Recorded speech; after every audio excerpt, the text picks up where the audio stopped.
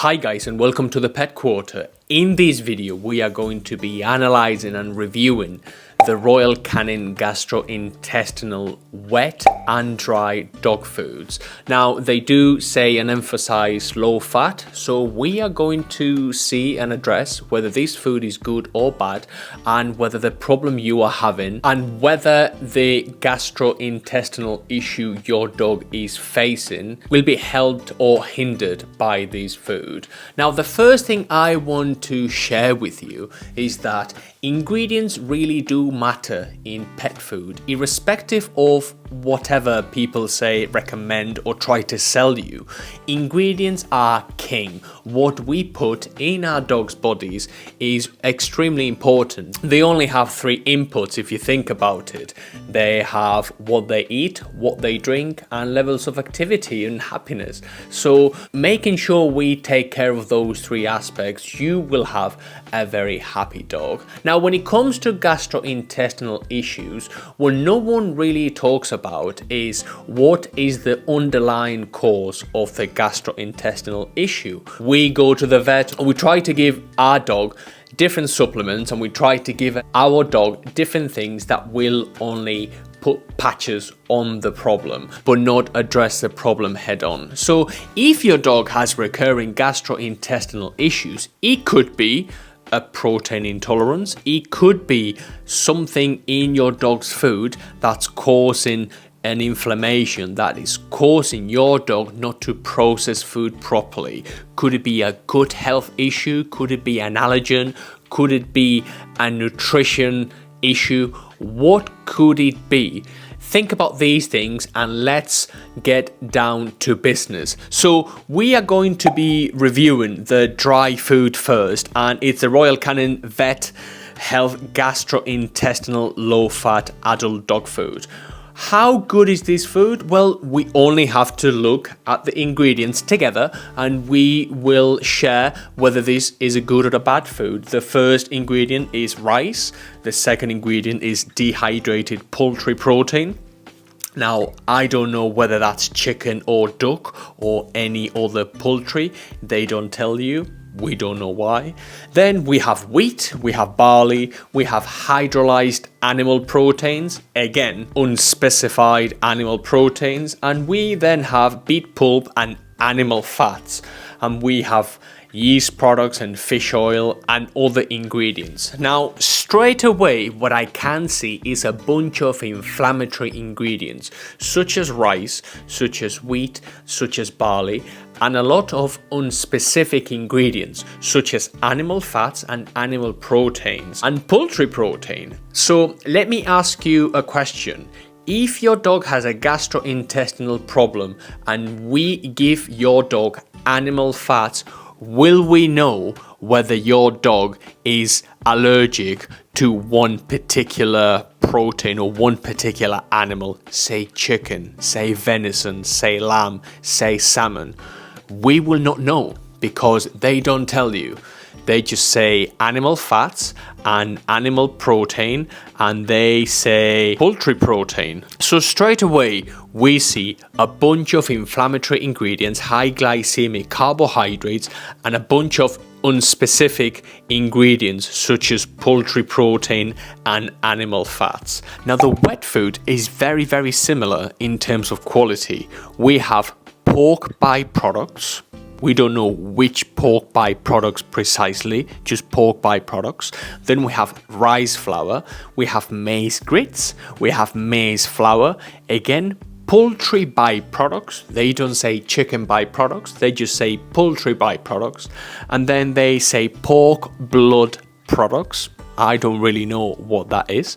And then we have powdered cellulose, minerals, and dried beet pulp, and all the sorts of things there. Now, once again, we see pork byproducts, quite unspecific, poultry byproducts, quite unspecific, and things that are quite inflammatory for dogs, say maize grits and maize flour, things like rice flour, for example. Before we go any deeper into the nutritional aspect of these foods, I want you to be aware that dogs don't have an enzyme called amylase in their mouth. They cannot break down starches in the mouth. Now, they do secrete some amylase through the pancreas and kidneys to break down starches, but they actually make their own blood sugar in a process called gluconeogenesis from protein and fat. They do not need carbohydrates.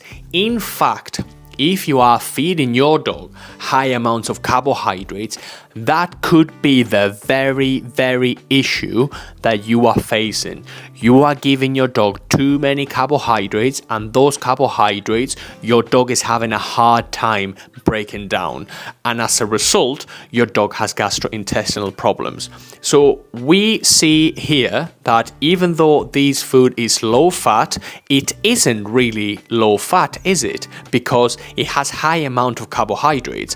High amount of carbohydrates convert into sugar, excite insulin release in the pancreas, and the kidneys and the whole dog is going to have a hard time digesting high amounts of carbohydrates. So anything inflammatory that you see in pet food, it's a lot better to stay away from. So how good is a food as unspecific as this one? When in our opinion, we would never sell this sort of thing because we don't know where it comes from. They are not specific enough about the provenance of a lot of these ingredients, and it contains a bunch of inflammatory ingredients we would not recommend for dogs. If you look at your dog's mouth, for example, they cannot chew food. They don't move their jaws sideways. They only chomp on food, which is a very healthy indication that you should give them more protein and fat than carbohydrate. Now let's talk about nutrition, and let's talk about gastrointestinal problems in a bit more detail. So how can I address a gastrointestinal problem in my dog? Well, the first thing we are going to look at is the food. Is the food good enough? We want to see things like raw beef, freshly prepared chicken, organic broccoli, organic parsnips, dehydrated or dried lamb, things that sound natural, they sound good to you and will be a lot better and a lot more beneficial to your dog. There are two camps in the pet food industry. Some manufacturers will put rice, wheat, barley, corn, soy, and a lot of inflammatory ingredients and unspecific things such as animal proteins and animal fats and poultry byproducts. And there's another camp, and this other camp relies heavily on nutrition, and this is the camp we are in, and we see beef, freshly prepared chicken, organic broccoli, fresh apples, etc, etc. This camp is a lot better in our opinion than this other camp, and it doesn't have to be one modality. It doesn't have just to be dry or wet or raw. You can find phenomenal kibble and you can find phenomenal wet food when it comes to dog food. So if you are having a gastrointestinal problem, ingredients do really matter. Try to look for high digestible protein, say chicken, turkey, or something like white fish or salmon, full of omega-3s, anti-inflammatories, and try to cut back on the amount of carbohydrates you feed your dog. What do I mean? Any carbohydrates you see on the back of the food you are currently feeding. Peas, potato, rice, wheat, barley, corn, and all the inflammatory ingredients we have just noticed in the Royal Canin Gastrointestinal. That's the first thing. Up the quality of the food. How about treats? Well, you should read everything you give your dog. So if you have a pack of treats and those packs of treats say meat and animal derivatives or sugars or glycerol or anything like rice flour or peas, for example, again, you are feeding your dog a lot of carbohydrates and a lot of things that will not be beneficial to your dog's gut. So making sure you get a high quality dog food and high quality treats is extremely important. You can then start adding a natural probiotic, for example, such as natural yogurt, but don't go crazy with the probiotics. And you can add a source of insoluble fiber and soluble fiber that are natural. But guess what? These soluble fiber sources and insoluble fiber sources will be in the very food you buy. If you buy a food that's high quality, everything will be there. Everything will be in the food. You will not have to buy anything additional. What happens anytime someone recommends Royal Canin Gastrointestinal to you? A vet, for example. Well, you should always look at the ingredients and you should always check what you are being sold or what you are being prescribed. If a food like Royal Canin doesn't sound good, please do not buy it. There is a high likelihood that the food you are feeding, if you feed something like this, will actually be detrimental to your dog's health.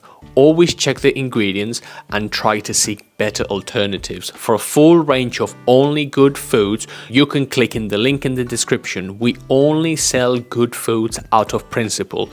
We would never sell anything like Royal Canin Gastrointestinal. You will not see any rice flour and you will not see any cereals, meat and animal derivatives or pork byproducts in any of our foods. We think your dog deserves better.